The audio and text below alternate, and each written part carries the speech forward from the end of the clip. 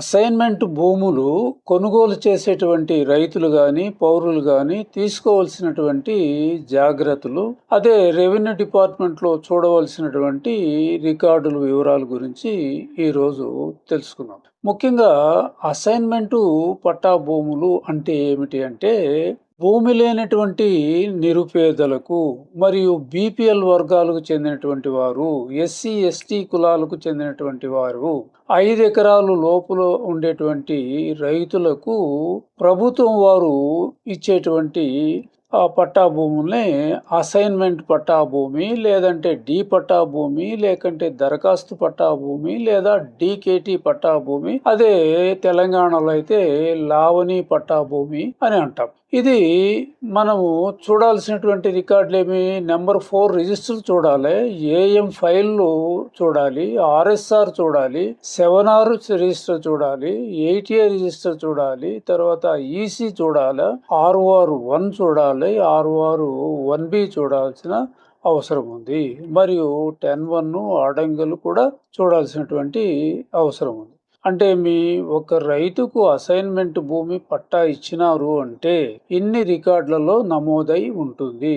అటువంటి పట్టానే ఒరిజినల్ పట్టా అంటాము. లేకపోతే చాలా మంది ఏం చేస్తారంటే బోగస్ పట్టాలు సృష్టించడం జరుగుతుంది. బోగస్ పట్టాలు అంటే ఏమి? ప్రభుత్వం ఇచ్చినట్టుగా ఎంఆర్ఓ సంతకం చేసి సీల్ వేసుకొని పెట్టుకొని ఉంటారు, కానీ ఈ రిజిస్టర్లలో నమోదు అయి ఉండదు. ఈ నమోదు కాలేదు అంటే అది బోగస్ పట్టా కింద ట్రీట్ చేయాల్సిన అవసరం ఉంది. కాబట్టి రైతులు కొనుగోలు చేసే ముందు ఈ రిజిస్టర్లన్నీ కూడా వెరిఫై చేయాల్సినటువంటి అవసరం ఉంది. తర్వాత ఆ భూమి పట్టాదారు స్వాధీన అనుభవంలో ఉందా లేదా అనేది కూడా చూడాల్సినటువంటి అవసరం ఉంది. చాలా చోట్ల పట్టా ఒకరి పేరు మీద ఉంటుంది, భూమి సాగు ఇంకొకరు చేసుకుంటూ ఉంటారనమాట. అయితే పట్టాను చూసి మనం కొనుగోలు చేస్తే కూడా పొరపాట్లు పడినట్టే అనమాట. తర్వాత చాలా మంది కూడా ఇవన్నీ కూడా అబ్జర్వ్ చేయకుండానే 4-5 సార్లు సబ్ రిజిస్టర్ హౌస్ లో రిజిస్టర్ అయింది, తర్వాత అతను స్వాధీన అనుభవంలోనే ఉంది అనేటువంటి వివరాలతో చాలా మంది కొనుగోలు చేసి పొరపాట్లు చేస్తూ ఉంటారనమాట.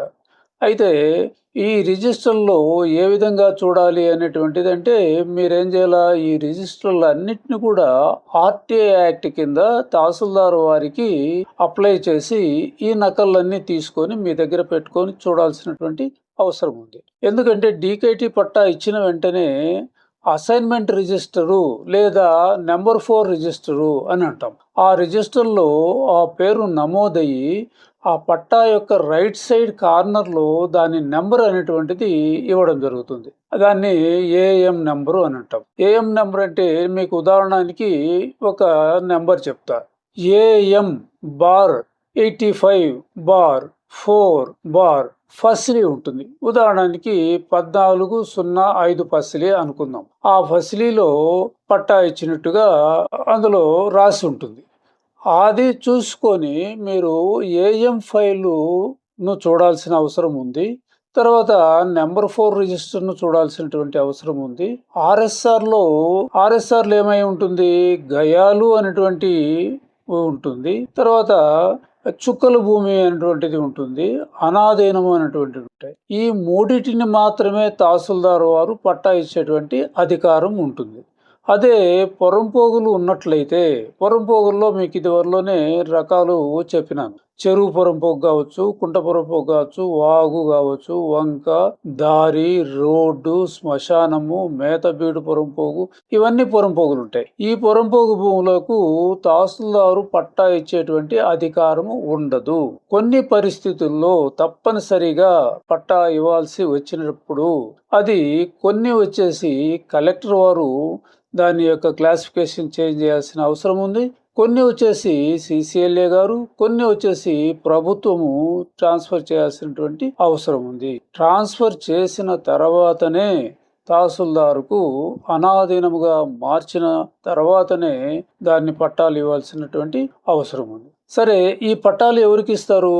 భూమి లేనటువంటి నిరుపేదలకు, బడుగు బలహీన వర్గాల వారికి, ఎస్సీ ఎస్టీలకు బీసీలకు బీపీఎల్ వర్గానికి అంటే బిలో పావర్టీ లైన్ ఉండేటువంటి వర్గాల వారికి ఈ పట్టాలు మంజూరు చేయడం జరుగుతుంది. అయితే దానికి అర్హత ఏమంటే 5 ఎకరాలు లోపు ఉండేటువంటి రైతులు కూడా ఈ బీపీఎల్ వర్గాని కిందనే బడుగు బలహీన వర్గాల కిందనే వస్తారు. ఉదాహరణకి ఒక రైతుకు 3 ఎకరాలు ప్రైవేట్ పట్టా భూమి ఉంది అనుకుందాం.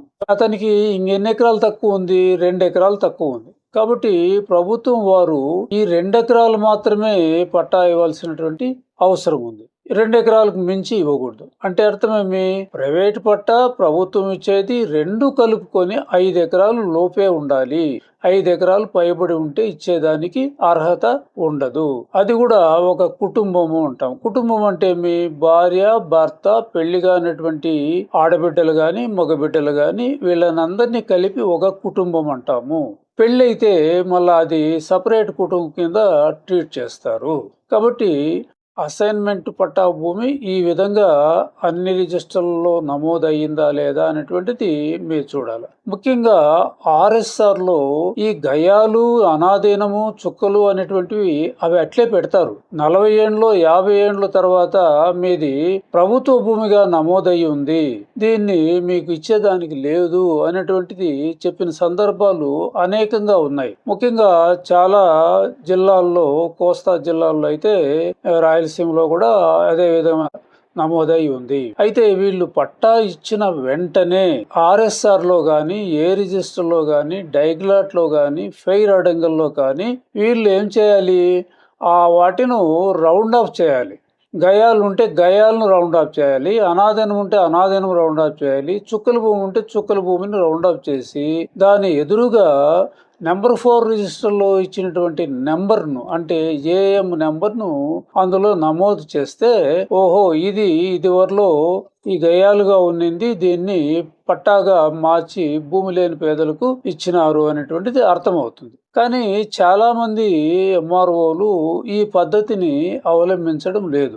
ఆ విధంగా అవలంబించని దానివల్ల ఇప్పటికి కూడా 30-40 ఏళ్ళు సాగు అనుభవంలో ఉంటే చాలా మంది ఎంఆర్ఓలు మీ భూమి ప్రభుత్వ భూమిగానే ఉంది, అందువల్ల మేము 22A పెట్టినాము అని చెప్పడం జరుగుతుంది. అది కరెక్ట్ కాదు. ఎందుకంటే తహసీల్దార్ వారు పట్టా ఇచ్చిన వెంటనే ఈ రిజిస్టర్లో నమోదు కావాలి. ఒకవేళ అది రౌండ్ ఆఫ్ చేయకుండా ఉన్నట్లయితే మీరు నెక్స్ట్ చూడాల్సినటువంటి రిజిస్టర్ ఏమంటే 7R రిజిస్టరు. 7R రిజిస్టర్ అంటే ఏమి? దాని యొక్క క్లాసిఫికేషన్ చేంజ్ అయి ఉంటుంది. ఇది వరలో గయాలు అనేటువంటిది ఉంది. ఆ రిజిస్టర్ ఏముంటుంది? ముందు ఉన్నటువంటి క్లాసిఫికేషన్ గయాలు అని ఉంటుంది ఆ సర్వే నెంబర్కు. ఇప్పుడు ప్రస్తుతము ఇది అనాధీనంగా మార్చి డీకేటీ పట్టా, ఏఎం పట్టాలు ఇవ్వబడింది అని చెప్పి అందులో క్లాసిఫికేషన్ అంటే వర్గీకరణ అనేటువంటిది నమోదై ఉంటుంది. అంటే గయాలు పోయి పట్టా భూమిగా ఇచ్చినారు అనేటువంటిది ఉంటుంది.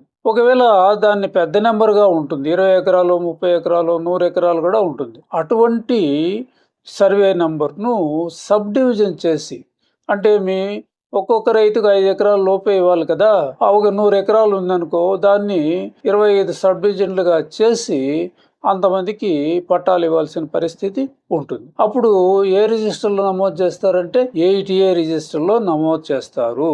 దాంట్లో కూడా క్లాసిఫికేషన్ ఉంటుంది. ఇది వరలో గయాలు, ఉదాహరణకి సర్వే నెంబరు 150 అనుకుందాము. 150కి ఆర్ఎస్ఆర్లో గయాలుగా ఉంది. ఇప్పుడు 8Aకి వచ్చిన తర్వాత 150 గయాలు పోయి అనాధీనం అయిపోయింది. అనాధీనాన్ని మేము పట్టాలు ఇస్తున్నాము. ఎవరికి ఎంతెంత ఇచ్చినారు ఆ సబ్ డివిజన్ నెంబర్ ఉంటుంది. సబ్ డివిజన్ 150లో 1 అని, ఒక పలాని రామయ్యను, 150లో 2 అని, సమ్ ఎక్స్, 150లో 3 అని, ఇట్లా ఈ విధంగా అందరి పేర్లు అందులో 8A రిజిస్టర్లో నమోదు కాబడి ఉంటుంది. 8A రిజిస్టర్లో నమోదు అయింది అనేటువంటిది అందులో కూడా ఆర్ఎస్ఆర్లో మీరు పొరపాటు మీరు మార్చలేదు కాబట్టి 7R 8A రిజిస్టర్లో క్లియర్గా మా పేర్లు ఉన్నాయి, ఆ క్లాసిఫికేషన్ కూడా మారిపోయింది కాబట్టి ఇప్పుడైనా మీరు మార్పు చేసి 22A నుంచి మీరు రిలీజ్ చేయండి అనేటువంటి అడిగే అధికారము ఆ రైతుకు లేదా పౌరునికి ఉంటుంది. ముఖ్యంగా మీరు కొనుగోలు చేసే ముందు 661లో అంటే అది ఆఫీసులో మెయింటైన్ చేసేటువంటి రికార్డు. 661బి అనేటువంటిది మీకు పట్టాదారు పాస్బుక్లు ఇచ్చేటువంటి రిజిస్టర్. కాబట్టి 661బి వచ్చేసి ఎవరి పేరు మీద ఉంది అనేటువంటిది చూడాలి. తర్వాత అడంగల్ చూడాలి. అడంగలు అంటే అది ప్రతి సంవత్సరం రాసేటువంటి క్రాప్ కల్టివేటర్ రిజిస్టర్. అంటే ఒక రైతు ఏ సర్వే నెంబర్లో ఎంత విస్తీర్ణంలో ఏ పంట వేసినాడు, ఎంత ఖాళీగా ఉంది, అతను పట్టాదారే సాగు చేస్తున్నాడా లేదంటే అనుభవదారు సాగు చేస్తున్నాడా, అదే ఆ భూమి ఏ విధంగా వచ్చింది, వారసత్వంగా వచ్చిందా లేకంటే పట్టా భూమిగా వచ్చిందా లేకంటే ఇది వంశపారంపర్యంగా అనువంశంగా వచ్చిందా అనేటువంటి వివరాలన్నీ కూడా అడంగల్లో ఉంటాయి. కాబట్టి అడంగల్ను కూడా క్షుణ్ణంగా పరిశీలించాల్సిన అవసరం కూడా ఉంది. దాని తర్వాత 10(1) అనేది 1997లోనే బ్యాన్ అయింది. అయినా కూడా మీకు టాలీ కానప్పుడు అప్పుడు 10(1) కూడా చూడాల్సినటువంటి అవసరం ఉంది. ముఖ్యంగా ఈ డీకేటీలు రిజిస్టర్లు కావు. కానీ చాలా మంది తెలియక ఇదివరలో సబ్ రిజిస్టర్లు డీకేటీ పట్టాలు కూడా రిజిస్టర్లో అనేకంగా జరిగినాయి. ముఖ్యంగా చుక్కల భూముల గురించి మొట్టమొదటి నుండి దగ్గర ఒక 50-60 ఏళ్ల నుంచి కూడా ఈ రిజిస్ట్రేషన్లు అనేటువంటి జరుగుతూ వచ్చినాయి. యాక్చువల్గా చెప్పాలంటే చుక్కల భూమి అనేటువంటిది ప్రభుత్వానికి సంబంధించిన భూమి కాదు. ఎందుకంటే ప్రభుత్వ భూమి అయితే అది గయాలుగానో లేదంటే ఇనాముగానో లేదంటే అనాధీనంగానో ఈ విధంగా పేర్లు రాసి పెడతారు లాస్ట్ కాలంలో. కానీ ఇక్కడ లాస్ట్ కాలంలో డాష్ డాష్ డాష్ అని పెట్టింటారు. అంటే అర్థమేమి, ఆ కాలంలో శిస్తు కట్టలేనటువంటి రైతులు ఈ భూమి నాది కాదు అనేటువంటిది క్లెయిమ్ చేసి ఆ పన్ను కట్టలేని పరిస్థితుల్లో ఆ పట్టా భూమే ఆ విధంగా ఎవరు తెలియదు అనేటువంటి ఉద్దేశంతో అది డాష్ డాష్ పెట్టడం జరిగింది. అది క్రమక్రమంగా దాన్ని చుక్కల భూములుగా పేరు పెట్టడం జరిగింది. యాక్చువల్గా చుక్కల భూములు అనేటివి ప్రభుత్వ రికార్డులలో అసలు లేవు. ఎందుకంటే ఫిల్ ఇన్ ది బ్లాంక్స్ లాగా డాష్ డాష్ అనేటువంటిది పెట్టడం జరుగుతుంది. దానికి తహసీల్దార్ వారు డీకేటీ పట్టా ఇవ్వాల్సినటువంటి అవసరం లేదు. ఎవరి స్వాధీన అనుభవంలో ఉందో వాళ్ళకే అది పట్టాదారు పాస్బుక్లు 1(1)బిలు ఈ అన్నిటిని కూడా నమోదు చేసి ఇవ్వాల్సినటువంటి అవసరం ఉంది. కానీ చాలా మంది ఎంఆర్ఓలు ఇది ప్రభుత్వ భూమేను అనుకొని దాన్ని ఏం చేస్తున్నారు, అనేకమైన డీకేటీ పట్టాలు ఇవ్వడం జరిగింది. డీకేటీ పట్టాలు ఇచ్చి వాటిని 22A కూడా చేర్చడం కూడా జరిగింది. అయితే ఈ అన్ని భూములను కూడా 22A చేర్చడం జరిగింది.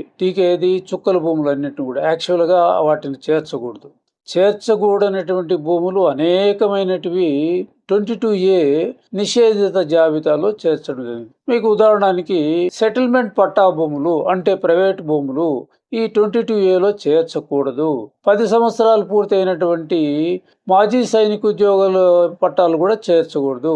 తర్వాత రాజకీయ బాధితులు చేర్చకూడదు. స్వతంత్ర సమరయోధుల భూములు కూడా చేర్చకూడదు. కానీ ఇవన్నీ కూడా ఇదివరలో ఉండేటువంటి ప్రభుత్వము అన్నిటిని చేర్చి 1,95,00,000 ఎకరాలను 22A పెట్టడం కూడా జరిగింది. సరే, వాటితో మనకు సంబంధం లేదు. ఇప్పుడు మన సబ్జెక్ట్ వచ్చేసి అసైన్మెంట్ భూములు కొనుగోలు చేసేటప్పుడు తీసుకోవాల్సినటువంటి జాగ్రత్తల గురించి మనం చెప్పుకుంటూ ఉన్నాం. ముఖ్యంగా 2023లో జగన్ ప్రభుత్వం తెచ్చినటువంటి జీవో 596/2023 ప్రకారము తీసుకున్నట్లయితే పట్టా ఇచ్చిన తేదీ నుండి 20 సంవత్సరాలు ఎప్పుడైతే కంప్లీట్ అవుతుందో అమ్ముకునేటువంటి హక్కులు కల్పించబడ్డాయి.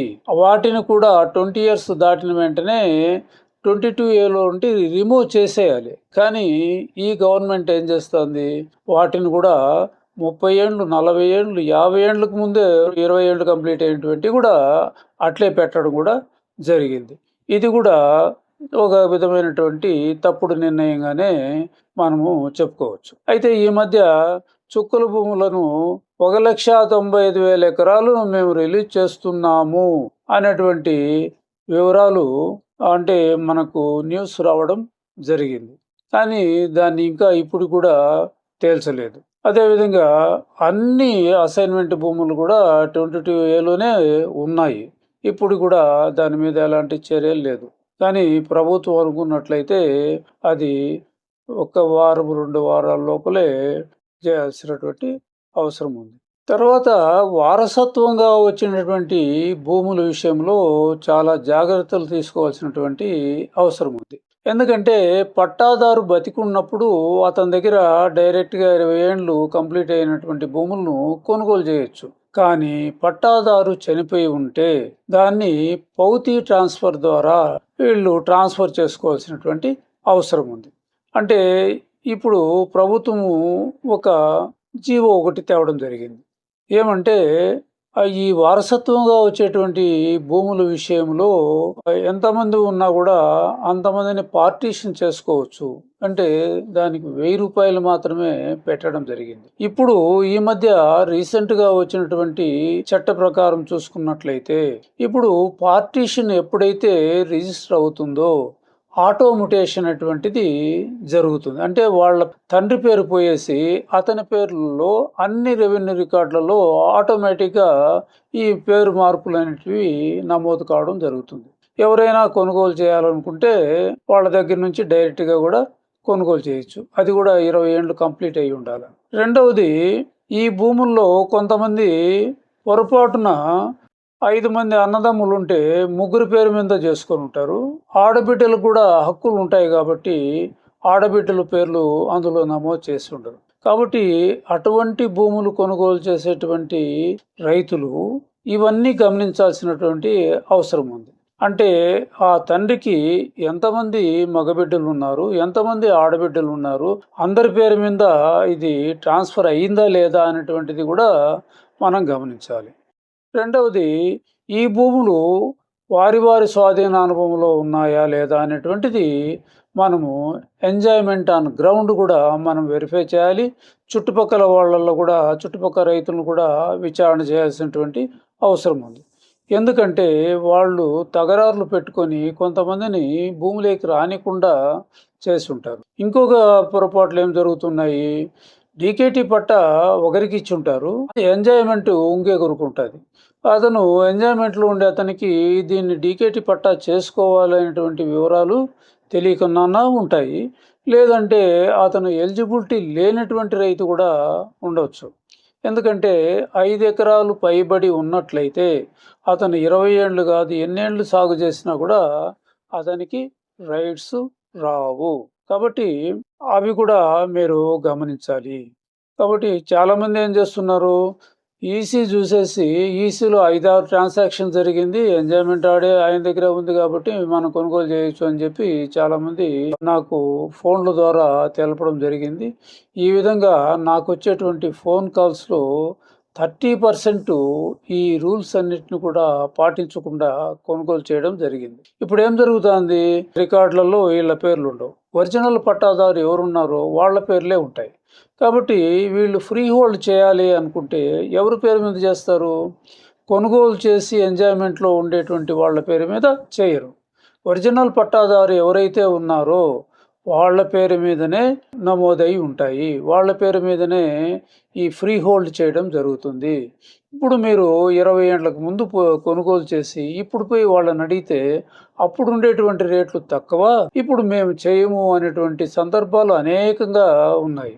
కాబట్టి ఈ పొరపాట్లు జరగకుండా ఉండడానికి మీరు అందరూ కూడా ఈ రూల్స్ అండ్ రెగ్యులేషన్స్ పాటిస్తూ ఈ రికార్డులన్నీ చూస్తారు అనేటువంటి ఉద్దేశంతో ఈ డీటెయిల్డ్ వీడియోను చేయడం జరిగింది. Thank you very much.